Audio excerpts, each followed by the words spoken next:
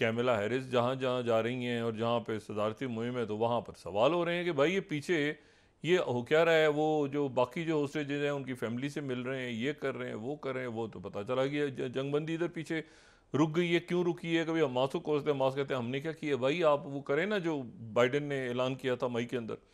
तो बाइडेन उसके ऊपर क्यों नहीं करते? बाइडेन साहब को छुट्टी से वापस आना पड़ गया। ये जो वो तो छुट्टियों पे थे, वो रेस्ट कर रहे थे, वो या उधर से रन कर रहे थे अपना ऑफिस। तो वो वापस आके उन्होंने फिर वो ये रोमालियों से बात की, फिर कुछ और उनके ख़ानदानों से बात की जो हैं। और उसके बाद जो है वो उन्होंने नेतन्याहू के ऊपर सारा मलबा डाला। उन्होंने कहा कि नेतन्याहू जो है वो इसमें नाकामी जो हुई है सीज़ फायर की, उसमें नेतन्याहू जिम्मेदार है। और फिर जो है वो वहाँ पर एक आखिर में आखिरी बात आई है कि अब एक फिर कोशिश हो रही है, जिसको वॉशिंगटन पोस्ट ये कोट कर रहा है कि fourth US plans to present take it और leave it Israel Gaza ceasefire deal soon, दोबारा पेश करेगा अमेरिका। लेकिन उसमें यह है कि वो ये कहेंगे, उसमें इसमें बात यह है सारी कि अमेरिकन ये कह रहे हैं कि अगर अब ये नहीं हुआ तो हम इससे अलग हो जाएंगे। और फिर उसके बाद यानी इस पूरे माहदे से और ये सीज़ फायर से अलग हो जाएंगे। अलग होने के बाद क्या होगा? क्योंकि उधर हूतीज़ ने फिर अटैक किया है 2 गालिबन शिप्स के ऊपर, तो उधर वो मामला ख़राब हो रहा है बहरे अहमर में। इन्होंने कहा है कि अभी भी बात चल रही है। तो ये अब अगर बात चल रही है और अभी भी मुज़ाहरे, अभी भी यानी ये मुज़ाकरात हो रहे हैं दोबारा, जिसमें मिस्र और कतर और अमेरिकन्स और इसराइल के लोग मौजूद थे, लेकिन उसके बावजूद जो है वो ये वहाँ पर नेतन्याहू का सर्वाइवल है। नेतन्याहू भी एक समझ लें कि आने वाले दिनों का ज़ेलेंस्की होगा, ठीक है, अंडर द बस। वो किस सूरत में होगा मैं नहीं जानता, अभी फ़िलहाल कहना मुश्किल है, लेकिन वो ग्रेजुअली जो है ना वो अब यानी जो वाक़यात हैं वो एक ऐसे रुख पे जा रहे हैं जहाँ पे उसके साथ वही होने वाला है जो कि ज़ेलेंस्की के साथ हुआ, वो छेड़खानी करके। अच्छा, अब एक तो ये मामला वहाँ पे उलझ रहा है और देखते हैं कि अब इसमें क्या होता है। वो उधर वेस्ट बैंक पोलियो के दरमियान रोकना है, वो पोलियो बच्चा पोलियो फैल गई है, एक कत्लेआम हो रहा है सारा। दूसरा जो मामला है वो ये है कि जो यूक्रेन का बड़ा हिस्सा है डोंबास डोंबास ओब्लास्ट, ठीक है ना, ओब्लास्ट वो जो एडमिनिस्ट्रेटिव इलाका है और डोंबास उसके अंदर है, और फिर उसका जो एक बड़ा इलाका है वो निकल गया है तेज़ी के साथ ज़ेलेंस्की के हाथ से। और जो कीव है उसके ऊपर इस वक्त आप समझें जब हम बात कर रहे हैं तो इस वक्त मिसाइल्स की बारिश हो रही है। अच्छा, और इसमें जो कर्स का इलाका है तो उसके बारे में प्रेसिडेंट पुतिन ने सिर्फ एक जुमला कहा है और उसके बाद वो मतलब, लेकिन जो तास ने खबर लगाई वो एक सेंटेंस है, Ukraine will lose in Kursk. 6th slide. अच्छा, और इसमें जो इशू है वो ये है कि जो ये बात मैं बार बार कह चुका हूँ और मैं दोबारा ही अच्छा, पुतिन बाय द वे पहुँच गए हैं वहाँ पे मंगोलिया लैंड हो गए हैं। और मंगोलिया से इशू ये है कि इन्होंने आईसीसी के ऊपर मंगोलिया ने साइन किए हुए हैं, लेकिन वो पहुँच गए हैं, वो यानी वारंट तो निकले हुए हैं, लेकिन ज़ाहिर है कि मंगोलिया बड़ा वहाँ पे रेड कारपेट पुतिन के लिए है। दूसरा जो इशू है वो ये है कि अब इसमें ये अगर इलाका निकल जाता है, जो हम कई दिनों से इस बात की तरफ बात ये कर भी रहे हैं और बता भी रहे हैं सबको कि अगर ये जो शहर हैं, ये अगर शहर निकल गया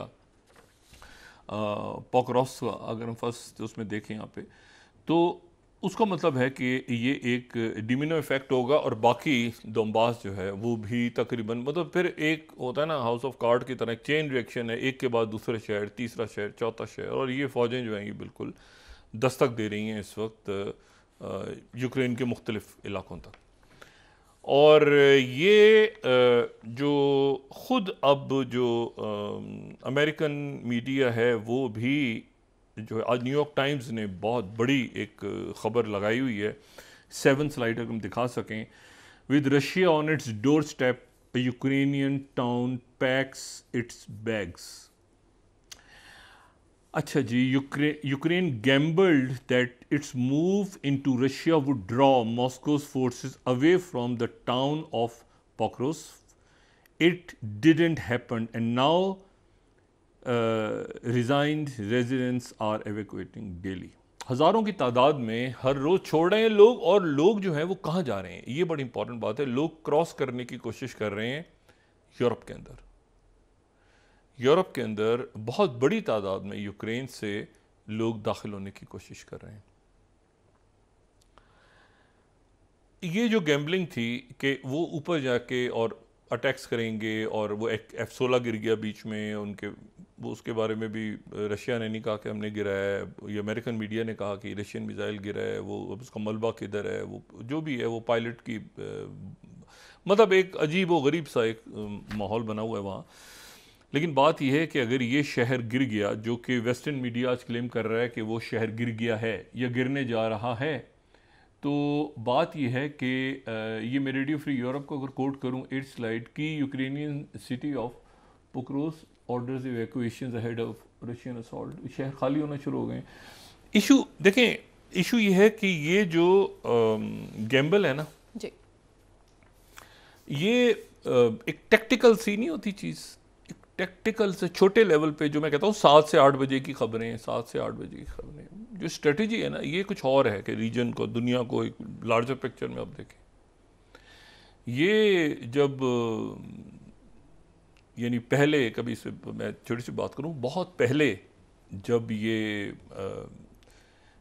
कोई भी रियासत होती थी या कोई भी गांव होता था या मुल्क होता था, तो उसमें जो स्ट्रेटजी थी ना, स्ट्रेटजी की जो मिलिट्री स्ट्रेटजी ख़ास तौर पे, उसकी किताबें या वो स्ट्रेटजी के जो पेजेस होते थे, वो सिर्फ बहुत थोड़े से लोगों के पास होते थे रियासत में, ऊपर की सतह पे थोड़े से लोग, उनके पास वो पेपर्स रखे होते थे।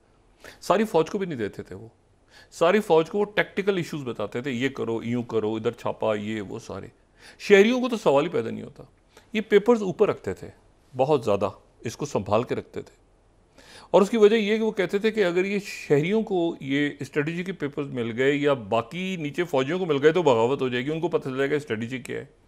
तो स्ट्रेटजी की जो स्ट्रेटजी है वो एक बड़ी ऐसी चीज़ है जो संभाल के, छुपा के, और इसीलिए फिर वो जब हेटीज़ ने कब्ज़ा कर लिया फ्रेंच को पहली दफ़ा ये लैटिन अमेरिका में, तो उन्होंने सबसे पहले उन किताबों के कब्जे में किया। उनका नेपोलियन से लड़ने का तरीका यही है, सबसे पहले वो किताबें पढ़ो जल्दी जल्दी जिसमें वो स्ट्रेटजी की बुक्स हैं। उन्होंने वो जो डिफीट हुई, उन्होंने कहा नेपोलियन की स्ट्रेटजी पढ़ो, तो उन्होंने सबसे पहले वो किताबें पढ़ा के जल्दी से जनाब वो सीखा कि ये जो है ना, यहाँ पे नेपोलियन आ रहा है तो उसकी फ़ौजें आ रही हैं या आएंगी, तो यहाँ पर उनसे लड़ना कैसे है।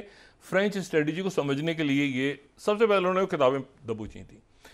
अब यह है कि ये इन्होंने एक बड़ी स्ट्रेटजी समझने से पहले ज़ेलेंस्की ने एक छापामार कार्रवाई कर दी कि अंदर पहुंच गए। उसने कहा कि ये यहाँ से प्रेशर हटेगा, मैं अंदर जाता हूँ, और वो F-16 लेके और ये और वो सारा, वो पीछे जो ईस्टर्न यूक्रेन है, दोनबास का इलाका, किसी मरहले पे आप देखें पुतिन ने अपनी फौजें यहाँ पे कर्स्क के इलाके में मूव नहीं की। उन्होंने कहा वो आ रहा है, आने दो भाई, कोई इसको ज़ेलेंस्की को सोचना नहीं चाहिए कि मैं आगे बढ़ रहा हूँ तो रशिया को तो तमाम मुल्क से रिजर्व फौज उसके मुकाबले में ज़मीन पे उतार देनी चाहिए थी। उन्होंने कहा आने दो, आगे आगे और आ जाए। ये कर्ज जो है, ये दूसरी जंग अजीम का वही शहर है जहाँ पे ये पलटा हुआ था जंगों का, बड़ी बड़ी जो जनरल विंटर या उसको जनरल फ्रॉस्ट जो भी कहा जाए, या नेपोलियन वॉर्स में। तो ये बड़ा इंपॉर्टेंट है, यहाँ दाखिल होना इंपॉर्टेंट है। मतलब कहते हैं ना, लोग आते अपनी मर्जी से, जाते हमारी मर्जी से। तो आ तो गए, जाएंगे कैसे वापस, ये एक रौला है बहुत बड़ा। अब मसला ये है कि ये वहां पे हो गया वाकया। उसके साथ ही दो मुल्कों ने आज बड़े ऐलानात किए हैं। एक तो तुर्की की तरफ से ब्लूमबर्ग ने ये बहुत बड़ी खबर दी है कि तुर्की जो है वो बाकायदा, उसने ये हम ब्लूमबर्ग को 5th स्लाइड के जो उसने ब्रिक्स में शामिल होने के लिए, 5th स्लाइड हम दिखाएं अगर, उसने जो है वो अक्टूबर में जो रशिया में समिट होने जा रही है, उसमें टर्की ब्रिक्स का मेंबर बनने के लिए सर-ए-फहरिस्त है। यह पहला मुल्क होगा जो नेटो का मुल्क रुकन होगा और ब्रिक्स का मेंबर बनेगा। जो नेटो का मेंबर होगा और ब्रिक्स का मेंबर बन जाएगा, और ये अक्टूबर के अंदर रशिया में जो ब्रिक्स की समिट है उसमें टर्की एंटर होने जा रहा है। अच्छा, टर्की है, मतलब टर्की को आप मतलब समझेंगे एक बड़ी पावर है Turkey. Saudi Arabia, Turkey, Iran, Egypt, Ethiopia, और एक मुल्क ऐसा है जो ब्रिक्स के न्यू डेवलपमेंट बैंक का मेंबर बन गया है। ब्रिक्स का अपना बैंक है ना, जो कि आगे जिसने ब्रिक्स की करेंसी डी डॉलराइजेशन ये सारा कुछ करना है, तो उनका एक बैंक है न्यू डेवलपमेंट बैंक, एनडीबी जिसको कहा जाता है। एनडीबी का मेंबर बन गया और वो है अल्जेरिया। अल्जेरिया जो है वो मेंबर बन गया है आज से जो है वो उनके नेशनल डेवलपमेंट बैंक का, ठीक है। और ये रॉयटर्स 9 स्लाइड। पहला मुल्क जो ब्रिक्स से बाहर था, और जिसको मेंबर बना लिया था न्यू डेवलपमेंट बैंक ने। देखिए, मुल्क इस वक्त मूव कर रहे हैं, रियासतें तेजी के साथ फैसले, बड़े फैसले हो रहे हैं ना, जो बस इसमें 8 से 9 और 9 से 10 और ये मिले उससे बात होगी तो उससे नहीं होगी, तो ये लगे रहे। ये इससे मुल्क का नुकसान हो रहा है, ठीक है, रियासत का नुकसान हो रहा है। और जो अल्जेरिया जो मेंबर बनने जा रहा है, ठीक है, और ये जो है ये राइटर्स को हमने दिखा दिया यहाँ पे, ऑथोराइज कर दिया अल्जेरिया को ज्वाइन करने। पहला मुल्क जो ब्रिक्स का मेंबर नहीं था लेकिन ब्रिक्स बैंक में शामिल होके, और जो के ब्रिक्स के ये जो मेंबर थे बाकी, Saudi Arabia, Egypt, UAE, Iran, Ethiopia, Argentine तो निकल गया था बीच में, लेकिन अब इसमें टर्की आ रहा है, तो बड़े मुल्क। और 30 मुल्कों की लाइन लगी हुई है जिन्होंने अप्लाई किया हुआ है, और थाईलैंड भी शायद आ जाए फॉरन, अभी जो इनिशियल एक्सपेंशन हो रही है।